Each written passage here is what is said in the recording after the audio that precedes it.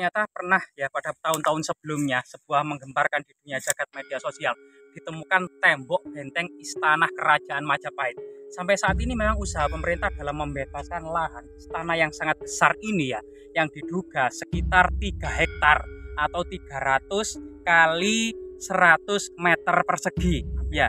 Iya ya, kemudian dalam perkembangannya diduga kemudian 6 hektar. Sampai saat ini lahan yang dibebaskan oleh pemerintah itu sekitar 2,5 hektar ya, masih proses pembebasan dan terus berusaha untuk kemudian diekskavasi.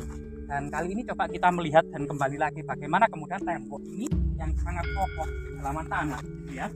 Jadi ini adalah kisah peradaban pada masa lalu ya. Jadi tembok ini juga memanjang ke sana ini sekitar 100 meter dan memanjang ke barat ini sekitar 300 meter ya. Dan ini banyak sekali tembok yang ada sekitar ini merupakan salah satu kawasannya Majapahit pernah ada. Kemudian dalam sumber historis ya, dalam kitab Negara Kertagama, terutama dalam Pupuh 12 gitu ya, baris pertama itu dijelaskan bahwasanya, baris kedua ya, itu dijelaskan bahwasanya di sebelah timur tersekat lapangan menjulang istana ajaib Raja Wengker dan Rani Daha, Pinaka Dewa Indra dan Dewi Saci, bersebelahan dengan istana Raja Matahun dan Rani Lasem. Tidak jauh di sebelah selatan istana Raja Majapahit atau Wilwatikta. Artinya ternyata di lokasi ini pernah berderet istana-istana raja daerah, yaitu istana Raja Wengker bersama kemudian Rani Daha, istana Raja Matahun bersama Rani Lasem, termasuk istana Raja Majapahit itu di sebelah selatannya. Kemungkinan di sini itulah yang diidentifikasi sebagai istana Raja Wengker ya, atau kemudian raja daerah yang berkedudukan di Wengker, atau istana singgah yang berada di ibu kota Majapahit.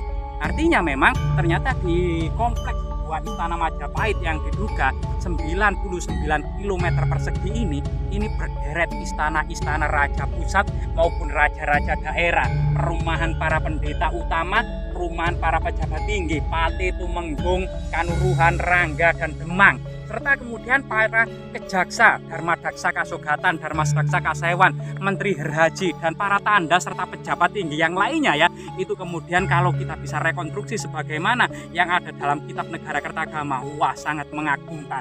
Coba kita berjalan dan menyusuri tanah ajaib gitu ya.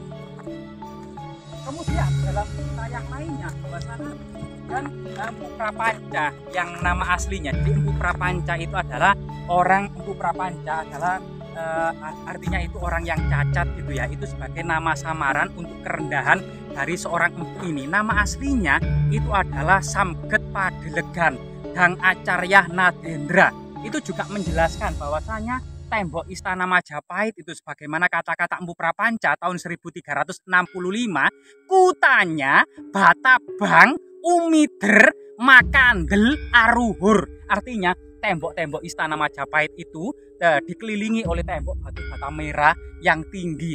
Umider itu berkeliling, Makandel itu tebal, Aruhur itu sangat tinggi. Coba ini bayangkan ketebalan ini saja ya. Nah ini saja kita lihat bahwasanya ini semacam kayak apa penyangga tembok itu ya, ada semacam mirip sekali. Kalau bisa kita rekonstruksi dengan kita bandingkan dengan tembok Wall of Constantinople itu sama, ada bagian yang menjorok seperti ini. Nah ini kemudian untuk pertahanan atau untuk kekuatan dari konstruksi bangunan itu ya.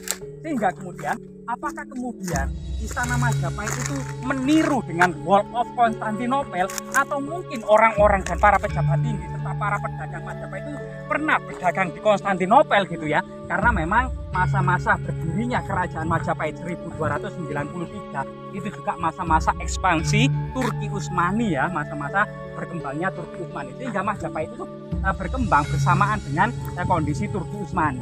Tembok-temboknya mirip tembok Konstantinopel, dan juga masa penaklukan Konstantinopel itu juga masa-masa pertengahan dan masa-masa akhir Majapahit ya. Nah ini sesuatu yang sangat membanggakan. Bahkan dalam berita Tiongkok misalnya Mahuan dalam catatannya Yin Ye Selang tahun 1430 juga menulis bahwasanya istana Majapahit itu dikelilingi oleh tembok yang terbuat dari batu bata merah setinggi 3 cang ya, setinggi 3 cang. Nah itu. Berita yang lain itu adalah kalau ini adalah bagian dari tembok istana kerajaan Majapahit adalah Kidung Wargasari.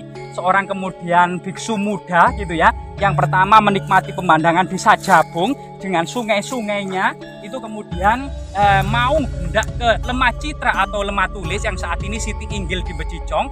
Itu kemudian diceritakan bahwasanya warga Sari dari sungai dan menikmati pemandangan di Sajabung berjalan ke arah utara melewati Banjaran Getas, Sumengkah, Kumitir, melewati tembok timur Istana Majapahit sampai kemudian menuju Lemah Citra atau Lemah Surat. Bayangkan tembok yang sangat kokoh dan sangat besar ini ya. Nah, berita-berita yang banyak juga, kemudian begitu juga kemudian berita yang lain, penyerangan dari Sultan Agung tahun 1625. Jadi ini sudah 1625 ini merupakan sudah beralih ya, Majapahit sudah tidak ada lagi. Nah, ini kita juga menemukan artefak ini. Artefak apa ini yang kita temukan ya? Kelihatannya batu gandek ya, atau peluru-peluru kerajaan Majapahit. Sehingga kemudian pertahanan tembok yang tebal berlapis-lapis seperti ini gitu ya. Ada berlapis-lapis, terlihat ini berlapis 5 sampai berlapis 4. Diduga ini memang sebuah teknologi untuk dipersiapkan agar tembok ini sangat kuat dari hantaman meriam-meriam. Karena pada masa Majapahit sebenarnya sudah ditemukan meriam. Ada meriam-meriam yang sangat besar maupun sangat kecil. Misalnya meriam panggul yang dibawa oleh individu-individu atau pasukan-pasukan Majapahit yang bernama Cetbang. Nah, Cetbang inilah yang dibawa ke seluruh Nusantara untuk menyatukan Nusantara dan kemudian menghancurkan bajak-bajak laut yang kemudian mengganggu perdagangan di seluruh perairan Nusantara. Termasuk kemudian rentaka. Selain rentaka itu meriam. Selain meriam itu lela. Jadi ada 4 macam meriam buatan Majapahit yang bisa memperkokoh kekuatan angkatan laut Majapahit, yaitu Cetbang, rentaka, lela, dan meriam ya. Semoga kemudian tembok raksasa ini gitu ya menjadi kemudian bukti-bukti bahwasanya jika yang ada di sana, jika teman-teman kita yang ada di Sumatera masih menyaksikan di mana istana kerajaan Majapahit, masih kemudian ragu bahwasanya Majapahit itu hanya legenda semata yang direka-reka oleh Muhammad Yamin, itu yang kemudian yang mengatakan di Jakarta di sana, inilah lihat, ini adalah tembok raksasa yang terpendam sedalam, lihat tanah-tanah di sekitarnya situ, sekitar 3 sampai 4 meter di pedalaman tanah ya, yang ditemukan oleh para perajin batu bata ketika menggali tanah. Dan ini tembok yang masih panjang, dan ini satu gedung atau satu istana yang tembok ini adalah satu gedung dengan luas sekitar 3 hektar, dengan luas sekitar 100 kali 300 meter persegi, dengan gerbang yang sangat besar berada di barat.